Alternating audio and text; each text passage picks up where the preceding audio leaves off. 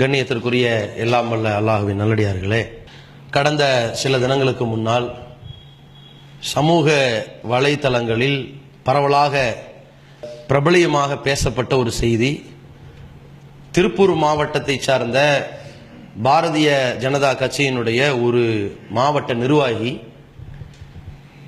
தூக்கு கயிறு ஏற்றப்பட்டு தொங்கிக் கொண்டிருக்கிறார்.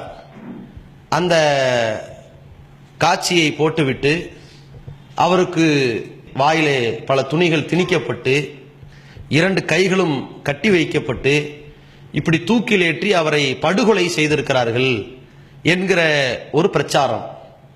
அதே நேரத்தில் அந்த வீட்டை சுற்றியும் நரேந்திர மோடியினுடைய உருவப்படத்திற்கு செருப்பு மாலைகளை போட்டு சில அரபு வாசகங்கள், சில எண்களை எல்லாம் போட்டு இது இதோடு முடியாது, இன்னும் தொடரும் என்கிற மாதிரியான ஒரு செய்தியை அப்படியே பரவிட செய்கிறார்கள். தமிழகம் மட்டுமல்ல, சர்வதேச அளவில் இந்த சமூக வலைத்தளங்கள்ல பற்றி எறிந்த ஒரு செய்தி.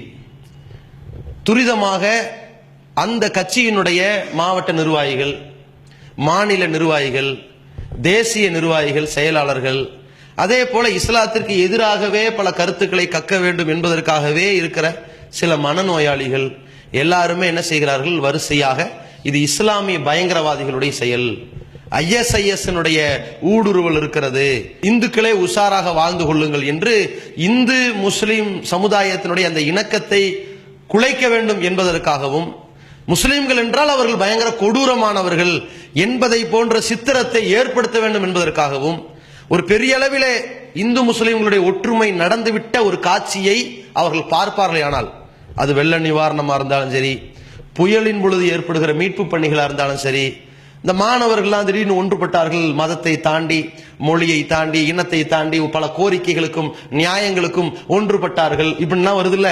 எங்கே இவர்கள் ரொம்ப ஒற்றுமையா போயிருவாங்களோ, இணக்கமா போயிருவாங்களோ, அண்ணன் தம்பிகள் ஆயிருவாங்களோ, கடைசியில இஸ்லாத்தினுடைய எல்லா கொள்கை கோட்பாடுகளில் ஈர்க்கப்பட்டு எல்லா முஸ்லீம் ஆயிருவாங்களோ, இந்த மாதிரி தூர நோக்கில ஒரு பயங்கரமான வயிற்றெரிச்சல் கொண்டவர்களாக இந்த இடத்திலும் நம்ம ஒரு பிரிவினை உண்டாக்கணும், முஸ்லிம்களுக்கு பற்றி ஒரு கடுமையான ஒரு கெட்ட சித்திரத்தை, இமேஜை உண்டாக்கணுங்கிறதுக்காக வேண்டி இதை பரப்பி விடுகிறார்கள்.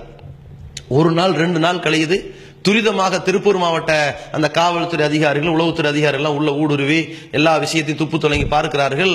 அது கொலையே கிடையாது, அது அவர் செய்து கொண்ட தற்கொலை, கள்ளக்காதலின் பெயரால் ஏற்பட்ட ஒரு தற்கொலை நிகழ்வு. அந்த தற்கொலை நடந்து முடிந்திருக்கிறது. இதை எப்படி புதிதாக சித்தரித்திருக்கிறார்கள், ஒரு தற்கொலை ஏற்பட்டிருக்கிறது, இதுல இஸ்லாமியர்கள் மீது எங்களுக்கு சந்தேகம் இருக்கிறது என்று சொன்னால் அது அவப்பழி, அவதூறு. ஒரு தற்கொலையை கொலை போன்று மாற்றி அவன் வாயில துணியை திணிச்சு வச்சு, கைகளை இறுக்கி கட்டி வச்சு, நரேந்திர மோடி போட்டோவையும் தொங்க விட்டு, செருப்பு மாலை போட்டு, பக்கத்துல திருக்குரானையும் வச்சு இது இன்னும் தொடரும் என்று எழுதி வைத்து பரப்புகிறார்கள் என்றால் இவர்கள் யார்? இஸ்லாத்தின் பார்வையில் சொல்றதா இருந்தா அல் ஃபித்னத்து அஷத்து மினல் கத்ல், கொலை செய்வதை விட குழப்பம் செய்வது ரொம்ப கொடியது. அதனால தான் ஒருத்தன் திருமணம் ஆகல, விபச்சாரம் பண்ணாண்டா அரசாங்கத்தில் நிரூபிக்கப்பட்டுச்சுன்னா 100 கசையடி. இதே ஒரு 3 பேர் வந்து சொல்றாங்க இவன் விபச்சாரம் பண்ணாண்டு, 4 அறிவிப்பாளர், 4 சாட்சியாளர், 3 பேர் வந்து இருக்கிறான், 4 சாட்சி வரல, பத்தல, அவதூறாக இருக்குதுன்னு சொன்னா 3 பேருக்கும் தலா 80 240 கசையடி ஆகி போயிடும், பொய்யா இருந்துச்சுன்னா.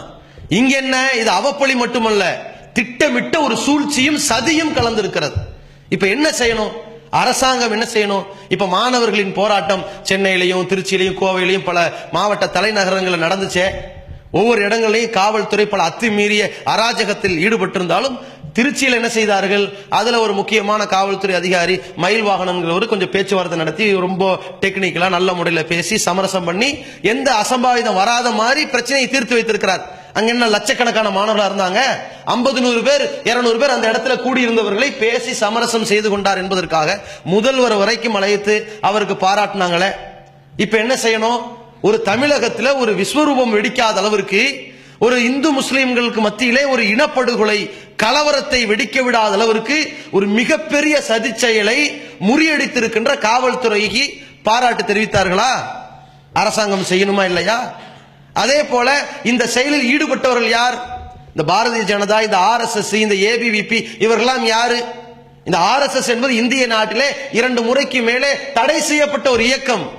மீண்டும் தமிழகத்திலே ஒரு மிகப்பெரிய கலவரத்தையும் ஒரு இனப்படுகொலையும் உண்டாக்க வேண்டும் என்பதற்காக எப்பொழுதெல்லாம் இந்து முஸ்லிம் ஒற்றுமை இருப்பது போன்ற ஒரு தோற்றம் வருகிறதோ அப்பெல்லாம் சீர்குலைப்பார்கள். கோயம்புத்தூர்ல ஒரு படுகொலை, அந்த படுகொலைக்கு காரணமானவர்கள் அவர்கள் தான். ஆனால் பழி விழுந்தது முஸ்லிம்கள் மேலே. ஊர்வலம் என்ற பெயரால் ரணவேட்டையாட நினைத்தார்கள், பிறகு முறியடிக்கப்பட்டது. திருப்பூர்ல இப்பொழுது எப்படி களமிறங்கினார்கள்?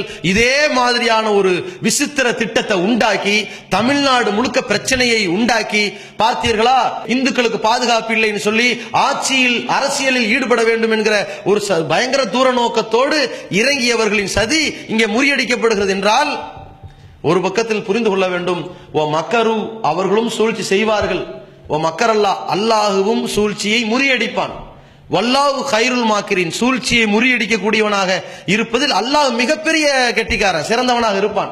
அல்லாஹ் ரப்பல் ஆலமீன் எந்த வழியில அவர்கள் இந்த நாட்டையும் இந்த மக்களையும் நம்மளை எல்லாம் அழிக்க நினைக்கிறார்களோ அந்த வழியில அவர்களுக்கு பதிலடி கொடுத்துக்கிட்டே வருவான். மாட்டை வைத்து அரசியல் வைத்தவர்களுக்கு மாட்டை வைத்தே வேட்டு வைக்க வைத்திருக்கிறான் என்றால் அது அல்லாஹ்வுடைய ஏற்பாடு, அது நடக்கும். ஆனால் இது போன்ற விஷயங்கள்ல சமூக வலைத்தளங்களில் 2-3 நாள் அவர்கள் எப்படி பரப்பினார்கள், எந்த மாதிரி ஒரு நச்சு கருத்தை உள்ளே திணித்தார்கள்.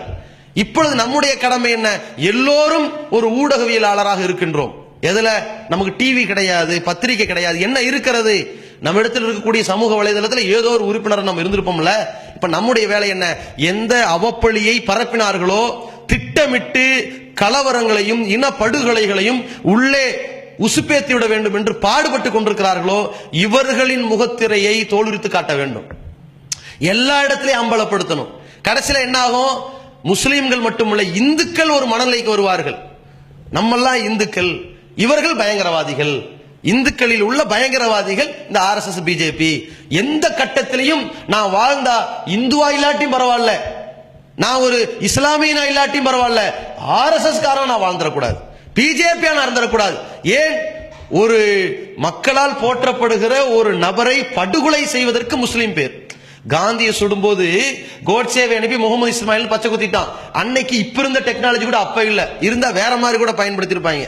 அப்ப அந்த அன்னைக்கு இப்படி உண்டாக்கியவர்கள் ஒரு படுகொலையில் அரசியல் செய்ய காத்திருப்பவர்கள், தற்கொலையில் அரசியல் செய்ய காத்திருப்பவர்கள், நாளைக்கு தனக்கு பிறக்கக்கூடிய குழந்தைகளை கொலை செய்து கூட அரசியல் செய்ய தயாராக இருப்பார்கள். கேரளாவில் கூட கிருஷ்ண ஜெயந்தி என்ற பெயரால் ஒரு சிறிய மாணவர்களின் ஊர்வலம் நடக்கிறது. அத்தனையும் சின்னஞ்சிறு பாலகர்கள் என்ன திட்டம் தீட்டினார்கள்? அங்கே ஒரு குண்டு வைக்க வேண்டும், குண்டு வெடிக்க வேண்டும். கேரளாவில் மிக கடுமையாக RSS அடி விழுந்து கொண்டிருக்கிறது. கம்யூனிசமும் எதிர்க்கிறது, முஸ்லிம்களும் எதிர்க்கிறார்கள், பின்னடைவு RSS இருக்கிறது. இந்த நேரம் பார்த்து ஒரு கிருஷ்ண ஜெயந்தி என்ற பெயரால் அவர்கள் உள்ளே வருகிற பொழுது அந்த சிறுவர்களாம் கிருஷ்ணர் வேடம் அணிந்து கொண்டு சின்ன ஊர்வலம் மாணவர்களை வைத்து ஏற்படுத்த வேண்டும். அந்த சிறு பிள்ளைகள் எல்லாம் இந்துக்களின் பிள்ளைகள் தான். வெடி வைத்து அவர்களை கொல்ல வேண்டும், எல்லோரும் இறந்து விடுவார்கள். பார்த்தீர்களா, இந்துக்களுக்கு பாதுகாப்பு இல்லை என்று சொல்லி கேரளாவை ரணமாக்க வேண்டும் என்று நினைத்தார்கள். அல்லாஹ்வுடைய மிகப்பெரிய அருள் என்னானது? அந்த குண்டு வைப்பதற்கு குண்டுகளை தயாரித்துக் கொண்டிருக்கிற RSS காரன் குண்டை தயாரிச்சுக்கிட்டு வீட்டிலேயே வெடிச்சு சாவறான். அப்ப என்னது? ஒரு நபர் இறந்து விட்டார்னு செய்தியை மூடி மறைச்சிட்டாங்க. இது பக்கத்து மாநிலம், இப்ப இது நம்ம மாநிலம் நடக்கிறது. அப்ப இது போன்று அவர்களுடைய சூழ்ச்சிகள் எங்கெங்கெல்லாம் அம்பலப்படுத்தப்பட்டிருக்கிறதோ அதை சர்வதேச அளவுல கொண்டு போய் சேர்க்கக்கூடிய வேலையை நம்ம ஒவ்வொருவரும் செய்ய வேண்டும். அப்பொழுதுதான் ஒரு விழிப்புணர்வு இருக்கணும். நாளைக்கு என்ன ஆயிரும்? அவனும் ஆட்டோமேட்டிக்கா முடிவெடுத்துடணும். இது போன்று தமிழகத்துல இந்து முன்னணி சார்பா எவன் செத்தாலும் அதுக்கு முஸ்லீமுக்கு தொடர்பு இல்ல, இவனுங்களே போட்டு தள்ளியிருப்பாங்க, அல்லது அவன் பொம்பளை மேட்டர்ல மாட்டியிருப்பான், அல்லது கள்ளக்காதலா இருக்கும், அல்லது அவன் பெரிய 1ஆம் நம்பர் அயோக்கிய பயலா இருப்பான். அவர்களே ஒரு முடிவுக்கு வரக்கூடிய அளவில் நம்முடைய மக்கள் விழிப்புணர்வாக இருக்க வேண்டும். எல்லாம் வல்ல அல்லாஹ் ரப்புல் ஆலமீன் இது போன்ற சூழ்ச்சிக்காரர்களுக்கு எதிராக நம்மை காக்கக்கூடியவனாக இருக்கின்றான். அஸ்ஸலாமு அலைக்கும் வரஹ்மத்துல்லாஹி வபரகாத்துஹு.